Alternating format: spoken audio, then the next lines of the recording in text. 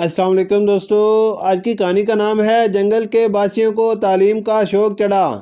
ایک جنگل کے باسیوں کو تعلیم یافتہ ہونے کا بھوت سوار ہوا اور اس سوچ میں جنگل کے دانشور الو صاحب کا بڑا ہاتھ تھا۔ وہ جانوروں کو تعلیم کی طرف راغب کرنے میں کامیاب ہو چکے تھے۔ ایک دن جنگل کے سارے جانور اکٹھے ہوئے تاکہ اس اہم معاملے پر پیش رفت ہو سکے۔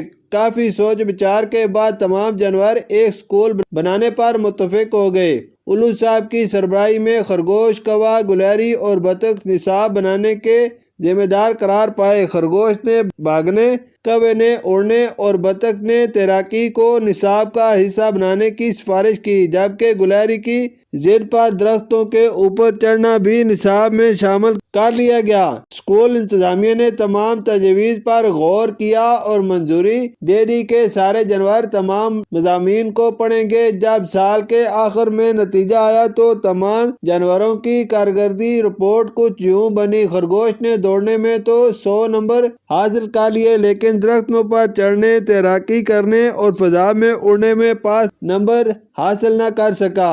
پرندوں نے اڑنے میں تو مکمل نمبر لے لیے، لیکن زمین پر دوڑنا اور پانی میں تیراکی کرنا ان کے لیے سخت امتحان تھا، سو ان میں وہ کامیاب نہ ہو سکے۔